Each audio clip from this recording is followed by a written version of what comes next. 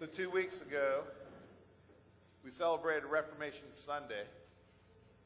And as Presbyterians, we are of the Reformed tradition, a tradition arising from the leadership of John Calvin, Ulrich Zwingli, Martin Bucer, Theodore Beza, and John Knox. Another name associated with the Reformation many times is Martin Luther, who differed with the previously mentioned reformers and began what we know today as the Lutheran denomination. And one of the places where there was definitely agreement amongst all of the reformers was on the priority of the Word of God to guide one's living and one's life choices. Luther was one like John Knox who stood up to the leaders of their time. Religious leaders, political leaders, civil leaders, and called upon them to lead in a way that corresponded with the Bible's teaching. To be servant leaders, to be a leader who puts the needs of the people before your own needs, to be honest, to be transparent, to care for the poor and for the needy and for the hungry and the sick. Sadly, much like today, Luther found few leaders who led in this way. So one of Luther's favorite phrases for describing a God-fearing leader was a Latin phrase, Rara, Avis. And Luther used this Latin title when he was speaking of those leaders, those people who performed outside of the norm of usual behavior, those who went above and beyond the call of duty. He referred to those leaders who fulfilled the mandate of God in their service as Rara, Avis. It's Latin. Rara, Avis. I mean, what does that mean? It means rare bird. You're a rare bird. And Luther called certain people, not all, just a couple princes, a Rara, Avis. He called not all, just a few political leaders a Rara, Avis. He called some senators and Congress members of his day a Rara, Avis. And he called the average, everyday person who sits in the pew Rara, Avis when they express their faith instead of their fears. These Rara, Avis individuals were people who truly stood out because their faith had become a part of their whole way of living. Listen to Luther's description in many places I could have chosen. I just chose this one. Ever since the world was the world, a wise and prudent prince has been a Rara, Avis, and an Avis still more Rara has been a prince who was at the same time an honest man. What have we always found great men to be? At least almost always great fools, great knaves, actually the greatest knaves under the sun. See, Luther was always looking for the Rara, Avis, the rare bird. And when I read that, you know what I think about? I think about bird watching. Bird watching. Because bird watchers always have their eyes peeled for the rare or the unusual bird, those species whose presence is either longed for or wholly unexpected. Now, how do I know this?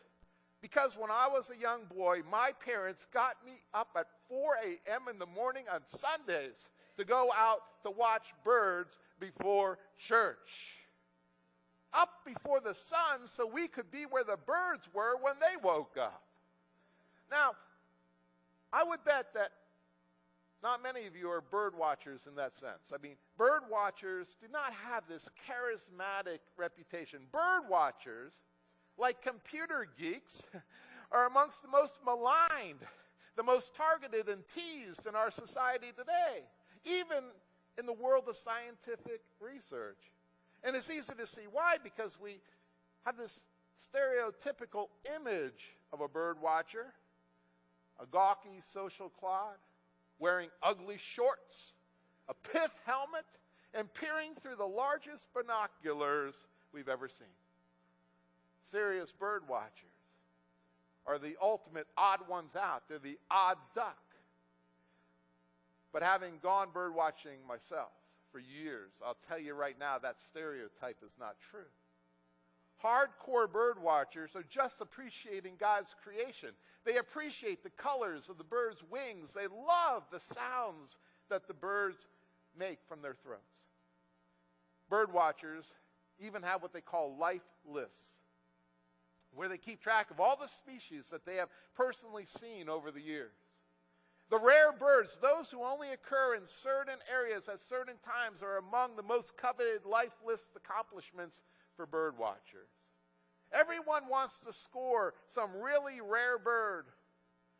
And I don't know exactly how rare it is, but I'll tell you, the one bird that I've always wanted to see was a Baltimore tanager, and for whatever reason, I've never seen one. Every year, the National Audubon Society, they have bird count days. And around the second week in December, they'll start their Christmas bird count. And on these bird count days, both professional bird watchers as well as backyard bird watchers, like myself, intentionally observe, count, and identify the birds they see in their locales. I probably did that for 5 years when I was a boy. I met some pretty knowledgeable bird watchers who could make bird sounds and could talk to the birds, and boy, could spy a bird at any distance. Now, I had a problem with the count because I never could understand if I saw a blue jay at 9 a.m. and I saw another blue jay at 10 a.m., how did I know if it was the same blue jay or not? So, though not a strictly scientific survey, these what's in my backyard, or I went to Mill Creek Park, what's in my park observations help scientists to get a general idea of what's happening in various bird populations. And the shifts in population numbers, the sightings of, the absence of various species do give researchers an early heads up about the dynamics in bird populations and the possible environmental issues that might be affecting their success or stressing their survival. So back in 1962, a bird watcher named Rachel Carson wrote an expose on environmental disaster that was threatening an entire ecosystem. She entitled it Silent Spring, revealed the extent to which the unregulated use of chemical pesticides was toxic to the ecosystem, decimating whole populations of wildlife, impacting air and water quality, and directly relating it to the rise in illnesses that was linked to chemical exposure in human populations. Since birds variously live in the air and the water and on the land, and their diets vary from insects, the fruits, the seeds, the berries, the worms, the grubs, they were the perfect target population to keep an eye upon in order to keep track of these environmental threats. Carson's work eventually led to an executive order by President Richard Nixon creating the Environmental Protection Agency. Bird watchers brought about the ban on DDT, which was killing the bald eagle. It helped get pesticides and poisons cleaned out of local landscapes and waterways throughout the 1960s and 70s. Okay, so I've talked to you about Rara, Avis, talked to you about bird watchers and how there's bird research. And I ask why. Why did I share that with you? I share that with you because in the same way that I used to go bird watching, I have been watching this congregation for the past 3 years here at Desert Palms. You may never have strapped on a pair of binoculars. You may not know the difference between a robin and a raven, okay? But having watched you for 3 years, I want to tell you this morning that if you're sitting in this church today, you are definitely in the company of Rara Avis, rare birds. In fact, right now, what I want you to do, I want you to look to the person on your right, look to the person on the left, and say to the person, right now, you're a Rara Avis.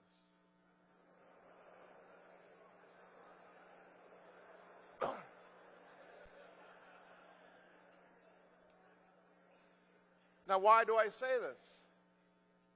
I say this because, like in the past couple of weeks, we've been celebrating birthdays of 95-year-old members. We have one member in our congregation who's over 100 years old. And there are still quite a few people in this congregation that make up what we refer to as the greatest generation. And the rest of us, were their children or their grandchildren, their friends, and their spirit and their Christian testimony is still evidenced in our church today. About a decade ago, you realize there were 6 million World War II veterans. Today, they're Rara, Avis. The day is coming when the most precious resource in America that we have will be gone. And I'm not talking about oil, I'm not talking about gas or silver or gold. What we're about to lose is the living presence and faith of the greatest generation and those closest to it. A generation who loved and served God, a generation who always put others before self, a generation who were committed to country and freedom. The amazing people who survived World War II and the Great Depression, unfortunately, even they cannot stop the advancement of time. And our world is going to change when this unique, inspiring, faith-filled, God-fearing generation will be no more. The country is not just losing individuals. We're losing a way of living and of seeing the world. And why is this generation Rara, Avis? Part of it is what you've been through. Most of you have had experiences that pushed you to your ultimate limits. A world at war, an economic downturn that makes what we're going through today pale in comparison. Well-handled legal immigration, upheaval, poverty, deprivation. You remember a time when communities were stable and so much closer, when air and water were cleaner, when Oreo cookies were so much larger, and when people didn't have to lock their doors at night. It's these experiences that make your advice on how to overcome adversity so meaningful. You were the Americans who grew up working, not complaining. If there weren't any good jobs, you took whatever was available and you worked hard at that. I spoke to an 80-year-old man a few weeks ago. And he told me how he got through school. This is what he said: my first job, delivery boy. $17 a week. That was big money back then. Then I became a tool and die maker's apprentice in a machine shop on Saturdays. Then I had a friend, her father was a shop steward in a commercial bakery, so I got a big increase. I joined the bakery as a truck driver. That was $1.50 an hour. I did that on weekends, on Saturdays and summers. And I had no money. Used to walk home because I couldn't afford the subway. A lifetime of hard work has given each of you a unique sense of what makes employment happy or miserable.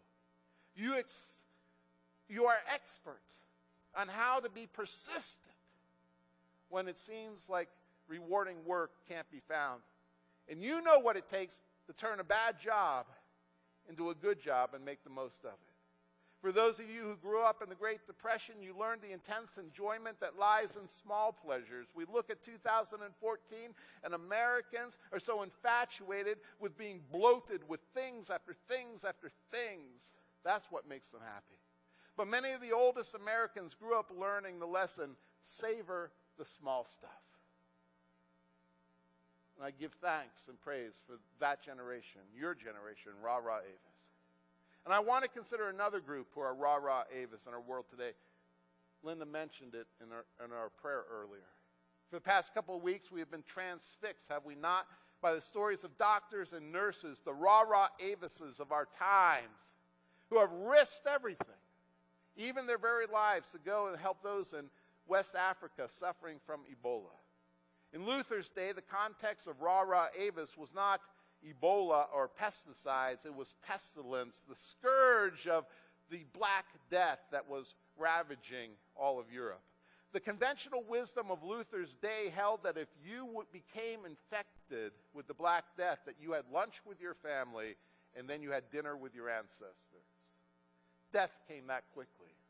Yet even as the plague swept through the cities and small towns of Europe, there was one group of people who kept taking care of the sick, who kept taking care of the dying, and who kept ministering to the families of the dead. It was the Christians. When other people ran away, when other people left loved ones to fend for themselves and to die by themselves, Christians stayed. And within the Christian community, care for plague victims was intense and intentional. When everyone else kept their distance, Christians moved in closer. These Rara, Avis followers of Jesus offered care and comfort to those who were in need, subjecting themselves to the plague in the process. What enabled these Christian caregivers to do what they did, what makes this congregation here what it is today, what makes Christians a Rara, Avis, is the fact that we care and show concern and compassion for those in need. In the text for this morning, as odd as some of the language sounds to 21st century ears, and I'm sure you're going, what? There is a revelation of the central faith that has kept Christians hopeful over all time. That makes us operate like rare birds who follow Jesus Christ. Those who did it in the first century, those who were reformers in the 16th century, those in the 20s, 30s, and 40s in America, all the way to the 21st century, where the threats of human violence and biological disaster are everyday news. Paul tells us why, in this passage, we are Rara, Avis, rare birds. He puts our faith in an extremely short form, 5 words. He says, for since we believe that Jesus died and rose again, even so, through Jesus, God will bring with him those who have died. Jesus died and rose again. And that is the simple, most Rara, Avis confession that Christians can make. It is the confession, and we must love our confession of faith, as John Knox said. It is the confession that defines and transforms our lives. It is the confession that defines and transforms our faith. It is the confession that has the power to define and transform our world. Jesus died and rose again. It is a confession of faith in the power of God to transcend and to obliterate the power of death. Jesus died and rose again is a confession of faith in God's promise to overcome the power of death in the lives of each and every one of us. Christians, you see, are the ultimate odd ducks, Rara, Avis, because we do not fear death, because we believe that the end of our physical life is not the end. We are odd ducks, Rara, Avis, because instead of despairing in the woes of the world, we are honed in upon our hope in Jesus Christ our Lord. Yes, we are rare birds, and most people in the world will probably think us odd ducks. I love how Reverend Leonard Sweet puts it, and I quote him, Christian faith is odd and at odds with the rubber ducky culture of consumerism that tells us life is all about more money, more fame, more power, more influence. Christian faith is odd and at odds with a rubber ducky culture of celebrity that insists that if our lives are not on stage, on screen, on YouTube, or on U.S. Weekly, we are inconsequential. Christians are the original oddfellows, the odd ducks, who know life is not about what we own or who we are, but whose we are. Odd ducks say no to a rubber ducky consumer culture which tells us that a successful life comes from heaping it up. Money, homes, investments, powerful associates. Odd ducks say no to a rubber ducky celebrity culture which tells us a successful life comes from stockpiling social connections, fame, attention, and glory. Unquote. Wow. See, I think I agree with what Sweet is saying here. Christians, you and I are called to live life differently. To live a life in a way that the rest of the world might perceive as odd. We live focused lives towards a future for which the rest of the world simply longs. We live with resurrection faith and resurrection hope, not monetary, heap it up urges or emotional pile it higher and deeper surges. We live odd lives. with odd beliefs and odd dreams, odd ducks, as Sweet says, in a rubber ducky world. In Paul's words, the first century's first generation of the faithful in Thessalonica, he does not belittle their grieving over those who have died as believers before Jesus returned to this world. Paul acknowledges their grief, and we should mourn the ones that we love. Dear family members and friends have died, and their lives need to be celebrated. But Paul also admonishes this Christian community to not grieve as others do who have no hope. Christians are Rara, Avis because Christians live with the surety of hope no matter what. You know, if you go online, there's this great sales outfit where you can get some stuff at discount prices. It's called Odd Lots. Obviously, some huge consumer retailer has bought up leftovers from major manufacturers and then resells them at discounted prices on the internet. Odd Lots. It's discount heaven for consumers. Christians might be odd. We might be the rah-rah Avis. But there's nothing discount about our discipleship. For in fact, our oddness was bought at the most expensive price ever paid. Our oddness was made possible by the most outrageous sacrifice ever made. The sacrifice of Jesus, the Son of God, for the lives of all past, present, and future generations of humanity. You are a chosen generation, a royal priesthood, a holy nation, a rare people, that you should show forth the praises of him who has called you out of darkness into his marvelous light. You and I, we are Rara Avis. We are a rare people. We are odd ducks because we have hope. We love our Lord. We love our confession of faith. We love our church.